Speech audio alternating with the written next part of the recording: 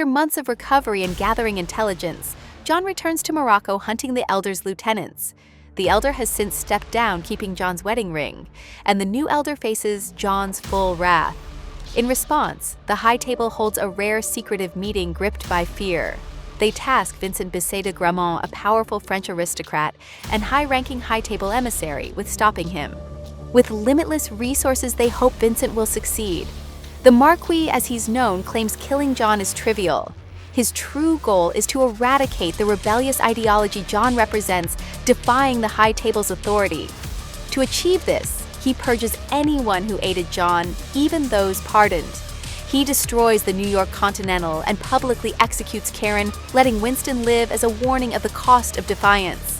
His primary target remains John, and he coerces Kane, a formidable assassin who can match John's skills, to hunt him. Vincent holds leverage over Kane, threatening his daughter. It's unclear why the High Table pushes Kane to such extremes, even blinding him when he tried to retire. Despite his blindness, Kane remains deadly, reluctantly taking the job despite his past friendship with John.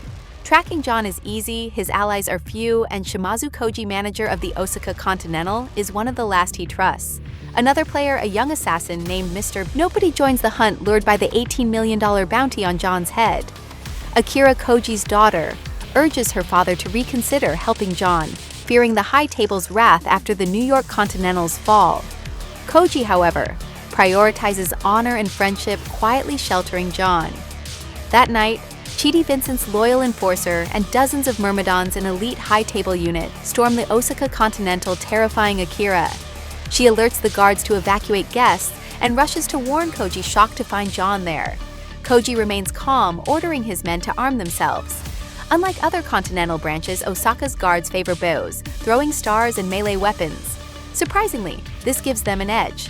Koji cuts the lights and his men melt into the darkness using ninjutsu-style guerrilla tactics. Many of Chidi's men fall, but the tide turns when the High Table's special forces and Kane intervene. Despite his blindness, Kane's sound-based sensors make him lethal, clearing a path for the High Table's forces. In the chaos, Akira is shot in the stomach, forcing Koji to flee with her, while John covers their retreat. John is stunned to see Kane, but understands he must have a compelling reason. Still, survival demands a brutal fight between them. Mr. Nobody fires a warning shot, sparing John, to drive up the bounty, now at $20 million, and kills any rival assassin who tries to claim it. He declares, John is his. Meanwhile, Koji and Akira encounter Kane on a stairwell. Kane urges Koji to reveal John's location and flee. Koji, bound by honor, refuses, condemning Kane's moral compromise. He attacks and dies painfully. Akira wants revenge, but Kane warns her to stand down. She's no match for him, and he spares her, saying Koji's death was his choice. She must live on. Mr. Nobody approaches Vincent to negotiate a higher bounty, unaware of Vincent's ruthlessness. Vincent stabs his hand, questioning his commitment. Terrified, Mr. Nobody realizes there's no backing out of this blood-soaked deal. Winston, having lost everything, aligns with the Bowery King, advising John to act carefully. They plan to kill Vincent, but it must be done cleverly to free John. Winston suggests invoking an ancient forgotten rule, challenge Vincent to a duel under High Table supervision.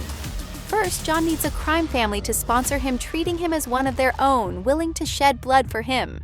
John returns to the Ruska Roma, his childhood home. They're not thrilled to see him. He's a prodigal son who betrayed them by going to Casablanca and defying the High Table. Vincent had their leader, Kadia's father, Pyotr, publicly executed because of John, so they refuse him until he vows to kill Vincent and anyone tied to Pyotr's death. Guided by Klaus, John confronts Killa, Harkin, Pyotr's killer. Killa is unfazed by John's presence despite his fearsome reputation. The reason becomes clear when Kane appears, and Killa's men capture Mr. Nobody outside. The four face off. Killa feels secure knowing all three want John dead, but Mr. Nobody still wants a higher bounty, delaying John's death, and Kane, resentful of Vincent, sees John as a means to eliminate him. The tables turn. John kills Killa while Kane and Mr. Nobody handle his men. Despite Killa's massive size and formidable skills, John defeats him, snapping his neck in a fall. John takes Killa's gold tooth as proof for Kadia. With preparations complete, Winston delivers the duel challenge to Vincent, who has no choice but to accept. Winston shrewdly adds a clause, If John wins, Vincent must rebuild the New York Continental and restore Winston's management. That night, under high table oversight, they settle on a sunrise duel at the Basilique du Sacré-Cœur, using pistols in a face-to-face showdown starting 30 paces apart. If no one falls after the first round, they close to 20 paces, then 10 until one is dead. Vincent then nominates Caine to fight in his place, knowing a direct duel with John is a terrible idea. If Vincent loses, John gains freedom, Winston gets his hotel, and the high table's reputation suffers. But Vincent believes he'll win, cementing his legacy by defeating the legendary John Wick. To ensure victory, he must prevent John from reaching the duel on time. With sunrise at 6 a.m., Vincent raises the bounty to $26 million, turning Paris into a hunting ground. Every gang mobilizes. Winston and the Bowery King equip John with a new suit and a Pit Viper pistol with a 21-round magazine tailored for him. They estimate an 80% chance of victory if John survives the night and reaches the duel. Assassins swarm John the moment he steps into Paris, chasing him from the Eiffel Tower to the Arc de Triomphe. They ram him with cars, sending him flying, yet fail to kill him. Even Chidi and his men fall to John's skill. Nearing the Sacré-Cœur, John ducks into a renovated building. In a stunning top-down shot, every corner of the structure is exposed, showcasing the most intense gunfight of the series. John weaves through walls and corridors, eliminating attackers as flames and screams echo through the neighborhood. Mr. Nobody, thrilled, calls Vincent, demanding the bounty rise to $40 million with only 20 minutes until sunrise. At this rate, John will clear Paris's assassins in less time. But Mr. Nobody can't match John. Beaten nearly to death, he's spared when Chidi intervenes. Mr. Nobody's dog attacks Chidi, and when Chidi aims at the dog, John shoots him, earning Mr. Nobody's gratitude. Only 222 steps remain to the Sacré-Cœur. John pushes forward, but Paris's assassins keep dragging him back. Caine's arrival changes everything. Like their teamwork against Killer Caine helps John reach the duel, playing a high-stakes game. If he kills John, he and his daughter gain freedom from the high table. If not, he ensures Vincent's death while staying within the rules.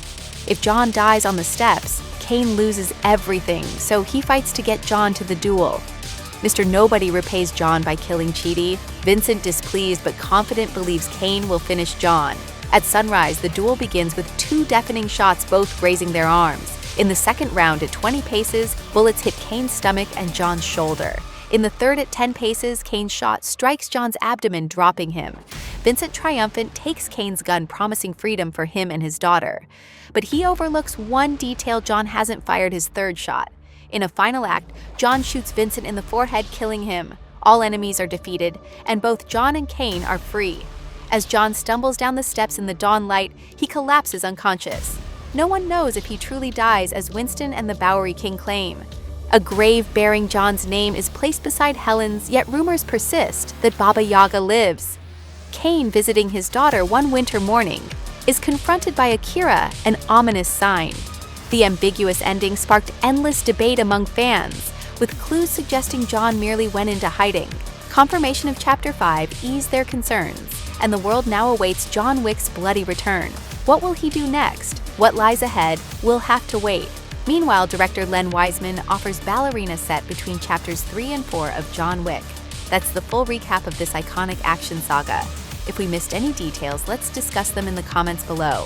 Thanks for watching our video. We're Blockbuster Review. Be sure to subscribe and hit the bell for our latest uploads. We're grateful for your support as we aim for 1 million subscribers. Until next time, enjoy the movie.